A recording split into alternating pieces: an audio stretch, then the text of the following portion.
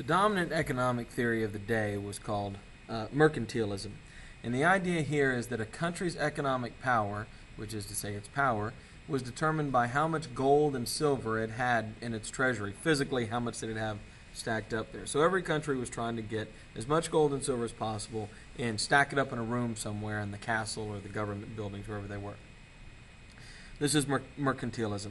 Now, colonies were seen as very useful for this because obviously you needed raw materials to produce things that you could then turn around and make more money. But you didn't want to buy your raw materials from a foreign country because then gold was flowing out of your country and into their treasury. And so England, for example, didn't want to give gold to Spain because Spain would get more powerful in their minds anyway, and England would get weaker. Today we reject this theory entirely, and we say keeping your money locked in a room is stupid because money should be making money. That money should be invested into new things that will produce more income. But back in the day, that's not what they thought. They thought you should take your money and lock it away. And colonies were great for this because, like I said, things like, as we see on our chart here, whale oil, lumber, furs, rice, silk, indigo, tobacco, all these things were coming out of the British colonies, the American colonies alone, back into England and being manufactured and then sold all over Europe. They were also, by the way, being sold back to the colonists. So the colonial system worked like this. The colonies made the raw materials. The raw materials got sent back to the mother country. All the manufacturing, so for example, the sugar was turned into rum back in England, and then it was sold back to the people who made the raw materials. So that way the mother country made money on their colonies, as well as selling it to foreign countries. England, like all colonial powers at the time, became kind of obsessed with keeping foreign countries from trading with its colonial powers. In the 1650s, they banned Dutch ships from trading with the American colonies. The first Navigation Act of 1660 said only English ships can trade with the American colonies. They're trying to keep all that for themselves, based on this idea of mercantilism. The Second Navigation Act, which is passed in 1663, says that all exports from colonies have to go to England to be taxed and then to their destination. Well, think about this. If you've got goods in, say, Boston, or even worse, say, Charleston, South Carolina, and you want to sell them to a Caribbean island, to Jamaica, you have to take that from Charleston all the way back to England to pay a tax, and then all the way back to the Caribbean to sell it. So this was a huge inconvenience for the colonists, and they began to get extremely angry. The Third Navigation Act of 1673 put customs even when the colonists sold goods to each other. So now they had to pay taxes even when they sold it, New York sold goods to Virginia. They had to pay taxes on that.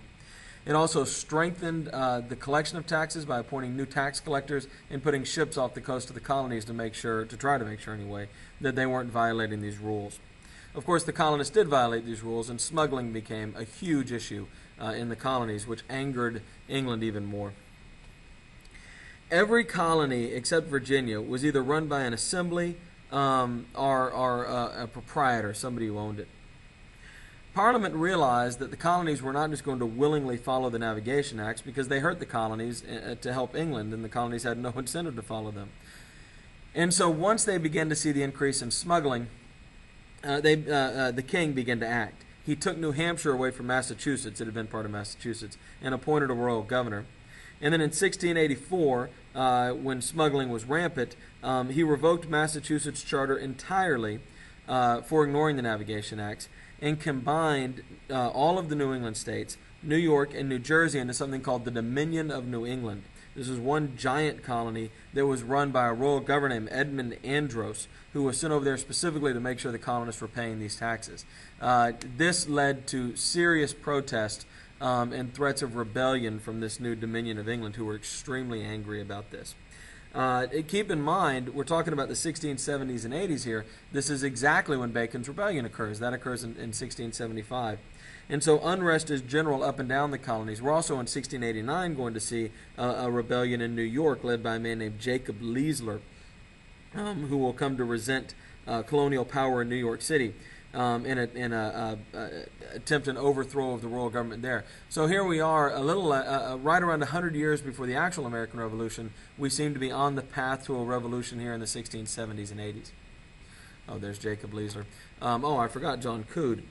John Coode will run the Calverts out of Maryland. Remember, the Calverts, Lord Baltimore, had established a a Catholic colony in Maryland. And by the 1690s, his power had weakened so that a Protestant named John Coode could throw them out. And after, by the way, after John Coode's revolt in Maryland succeeds, Maryland begins persecuting Catholics, which is, of course, ironic because the whole thing had been set up to protect Catholics. And in fact, by 1715, the current Lord Baltimore, the fifth Lord Baltimore, becomes an Anglican himself. He abandons his own Catholicism. That's Nathaniel Bacon down there on the bottom, by the way, if you're curious. So what happens? What stops this revolutionary fervor that begins to sweep the colonies in the 1670s and 1680s? Well, it's events back in England.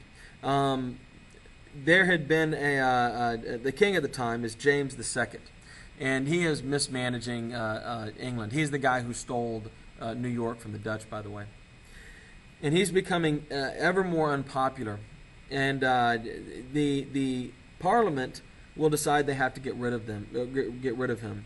And so they will go to one of his, I guess his sister, whose name is Mary. Actually, she's not his sister, she's his niece. She's the daughter of the former king.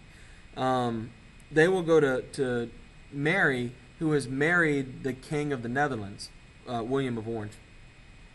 And they will invite William and Mary to come take the throne of England. Parliament will say, look, we'll pay for everything, we'll raise the army, we'll fight the war, we'll get rid of the king, we just need you to come sit on it because we need somebody who's related to the king to take the throne. Well, William and Mary can't turn that offer down, right? And so this is what happens. James, by the way, James II decides that he can't win, and so he runs away. He abdicates the throne. He just simply leaves. And so we call this the Glorious Revolution of 1688. What made it glorious is nobody died. That's what's so great. Well, very few people died. A couple of palace guard guys died, but that's it. As opposed to these other wars where thousands died. And so in 1688 we have a change of government in England. And this new government is going to be much, much, much more friendly to the colonies. We're going to enter into a period called salutary neglect, or benign neglect sometimes, where essentially the England basically just leaves the colonies alone. And all these new laws that had severely hurt the colonies economically will simply fade away as William and Mary have no interest in them. And so this unrest in the colonies that seem to be pushing towards a rebellion and revolution will fade away as England begins to let the colonies do what they want to do. All right, well, that's chapter 2.